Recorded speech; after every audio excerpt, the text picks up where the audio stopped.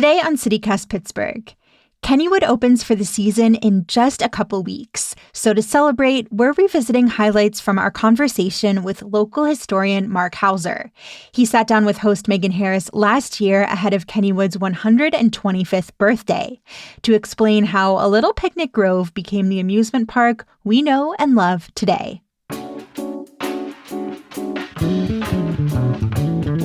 It's Tuesday, April 9th. I'm Mallory Falk, and here's what Pittsburgh's talking about.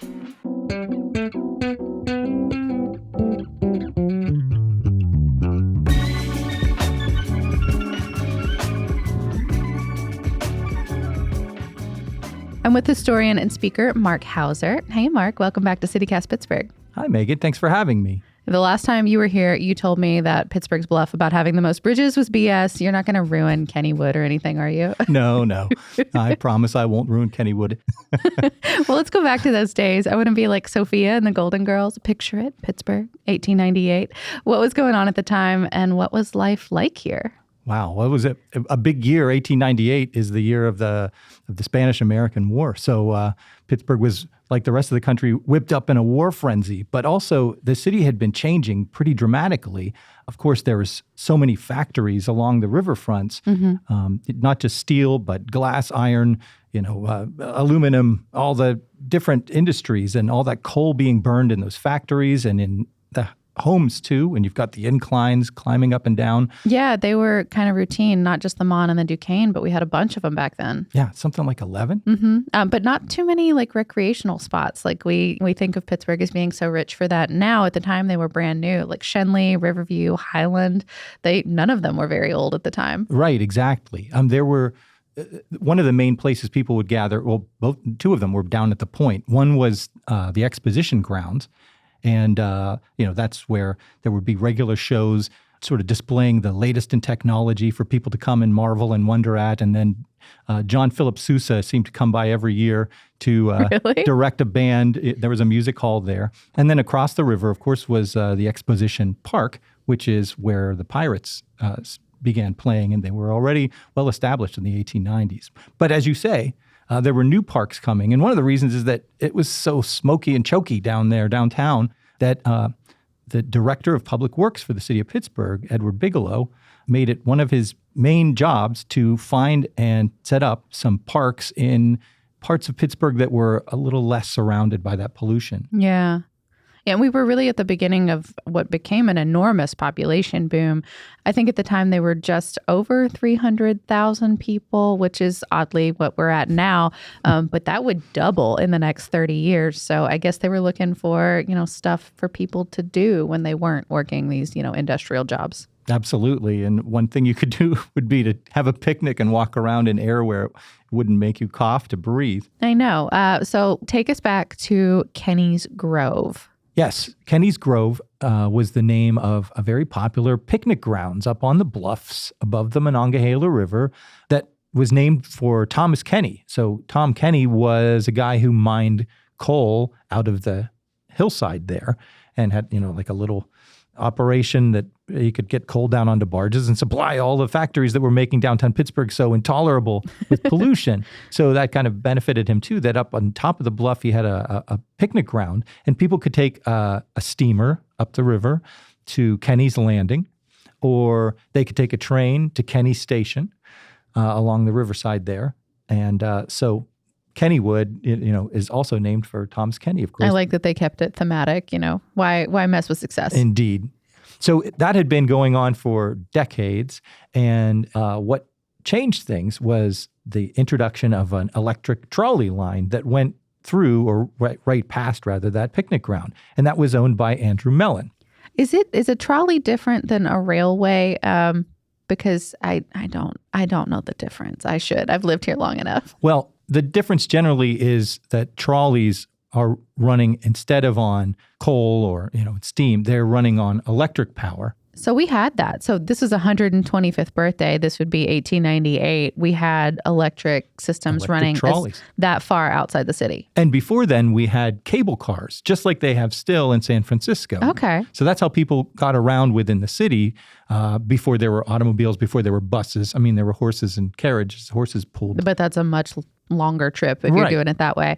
Well, and today the rail line connects like Homestead, Duquesne, Braddock, McKeesport. Is this like then, I guess, the genesis of all that? Yeah, the Monongahela Street Railway. Nice. And Andrew Mellon bought that. And now his dad had owned a short line railway that connected Latrobe and Ligonier.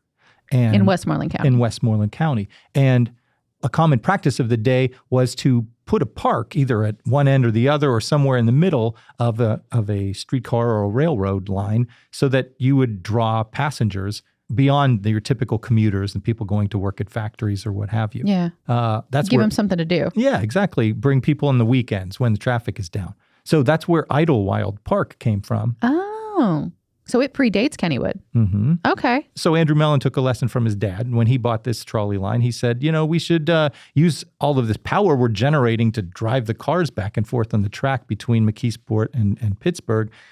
And we can put an amusement park right there on Kenny's Grove and add some rides and put a carousel in. And that power will, also power the lights that light it up at night so people can come out and stroll in the evening and steal a kiss from their belle or their beau. And I do not understand electrical grids, but if we needed electricity for the railway, is that how we got electricity then for the amusement park?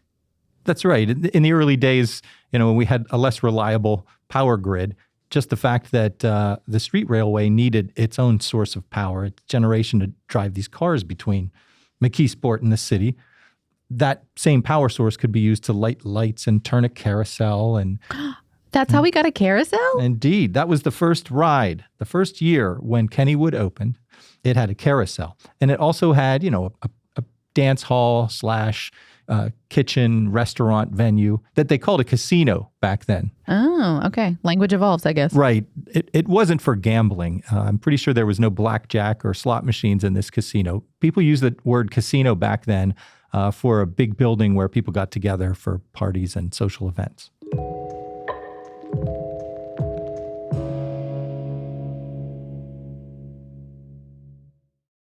So what other rides did they have kind of at the beginning? I think we're in the neighborhood of like a Ferris wheel, but did we actually have one? And I think I read this somewhere, the Old Mill. Was that like an OG, like a true original, or do people just say that? The Old Mill is the oldest still surviving ride. Was it there at like when they, first opened up? Not in 1898. I think it dates back to the teens, like 1914, something like that. That's pretty original. And so it was upgraded early in its existence to, it used to have a kind of a roller coaster log flume plunge on it. Like what do they call those? Like a toboggan or something like that? Right. And then it became Garfield. Oh, it's later history. Oh, the Old Mill, it's the same one. It's been through, there's a hilarious YouTube video. I think the series is called Defunct Land that looks at We've been trying to get Defunct Land to talk to us on the show for a solid year. If you have any hookups, let me know. My kids showed me that one, and it's hilarious. But everything that was built at that point, that would be all wood, right? Like, I get a headache just thinking about being on any of those rides. Yes. Well, that's what makes them great, right? Wooden roller coasters. I mean, the tracks have... Which, those came later. Well, there were roller coasters early on, but they were these... roller coasters were kind of being invented back then. In the late 1890s. That far back, really? Yeah. And the early ones, the chain had pulled it up a hill, but because it had to be safe and because people had lower expectations of how fast a roller coaster could go, you could probably outrun them. Which ones are, because we still have a bunch of old wooden ones. It's what? Jackrabbit, Racer. The Thunderbolt. And Thunderbolt, that's it. Thunderbolt had a different name, though. It did. It was called Pippin. That was way before my time. I don't know what it was after. I was going to say after the 60s musical or whatever. Is it unique to still have so many wooden roller coasters of, that kind of like early era? Yeah. In fact, Kennywood is one of only two amusement parks that are still functioning in the country that are also have a National Historic designation. Oh, I didn't know that. Yeah, a historic landmark. Kennywood was the second one, I think, to get that designation. The first one is in Rye, New York. It's called Playland. So Playland is a National Historic Landmark, and Kennywood is too. And that also kind of controls, it has some impact on how much the park can modernize. But I think... Oh, I didn't even think of that. But I think the historic nature of Kennywood, that's part of its charm. Yeah, its totally. In fact, the person that got its National Historic status was Carl Hughes, a former president. I've got a great roller coaster story, too, from that Carl Hughes guy. He's the guy behind the slogan, the roller coaster capital of the world. Oh, okay. Right? So Kennywood is the roller coaster capital of the world. I'm not going I to... don't think I've ever heard that before, but sure. That was part of the theme song in the 80s when I was growing up and going to Kennywood, right? I feel like Cedar Point's really taken that one over. Sorry, no. Pittsburgh is we may not have more bridges than any other city, but we are still the roller coaster capital of the world. Sure. But anyway, Carl Hughes, the former president of Kennywood, told a great story. He's no longer with us, but he got the idea for roller coaster capital from the father of Art Rooney, the founder of the Steelers. Rooney's dad had a beer brewery, and the beers, I think it was General Braddock's Brewery, and it said premium beer on the bottle. And Carl asked Mr. Rooney, "How do you become a premium beer?" And Rooney said, "Tell your printer." Yeah, that sounds right. So that's how we are the roller coaster capital of the world, because we said so. Talking about those old roller coasters, I love the note in your story for Pittsburgh Magazine with the modern Kennywood GM saying that 10% of the boards on those roller coasters get changed every year. That is so much rebuilding. Yeah, they do it in the wintertime. They have to put a tent around their workspace, right, to stay warm. But they I think they get pine wood and I think from Georgia and where else? I think he said Washington. But they supply, box cars of wood have to come in. They already every year assume that they'll have to replace about 10%, especially on the tight turns. That's where it doesn't last. You get the long. Wear and tear. Yeah. That's such an interesting tightrope to walk, like being able to modernize and keep crowds interested, but also preserve all of these old spaces that people are incredibly nostalgic about, but also mining safety and making sure that everyone is okay while they're there. I don't know. Kennywood is supposed to open in a few days. Any celebrations that you're aware of that maybe folks can be a part of? An obvious one is the brand new ride. Brand new ride? Yeah, it's called Spinvasion, and I think it's the first. Imagine the spider ride with the cars that spin around. Okay. And, it looks like a spider, hence the name. But so this one is called Spinvasion, and it's kind of an alien theme. And it's like a spider, but, it goes to 11. And I don't think I can ever ride it because I can't ride those spin rides anymore. No, it's like must be this tall to ride, must be this young to ride, like my... Yeah, absolutely. I remember as a kid, literally, I remember going to Kennywood and riding on the Thunderbolt with my dad. The first time I ever rode a roller coaster. I must have been 8 years old or something. Nice. And it was thrilling. I think we waited in line to sit in the front. And, that was just that's a spectacular roller coaster, especially because you don't have to go up a hill first. You just plunge straight into the ravine. But I remember very well that after that, I wanted to go on the spider. That looks exciting. Let's go, Dad. And this same guy who had seemed very brave moments ago looked at me and said, "There's no way. I can't go on spin rides." And I couldn't make any sense of that. "Oh, you could go fast in the roller coaster. Why can't we go on a spin ride?" It's different. It's just different now. Cannot do it. I now have the same problem. Mark Hauser is a historian, writer, and speaker, and lucky for me, also a friend. More than 1,000 people have taken his antique skyscraper rooftop tours in Pittsburgh. You can sign up for the next tour at his website, antiqueskyscrapers.com, and we'll have a link in the show notes. Thank you again for doing this. Thank you so much, Megan. It's always a pleasure.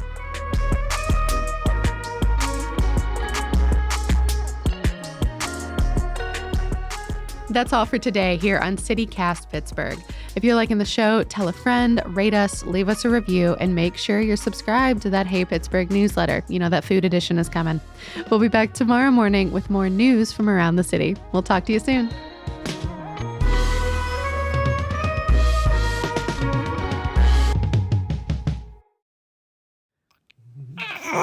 Take you to Kennywood. Yeah. Yeah. Maybe not Noah's Ark, though. What do you think?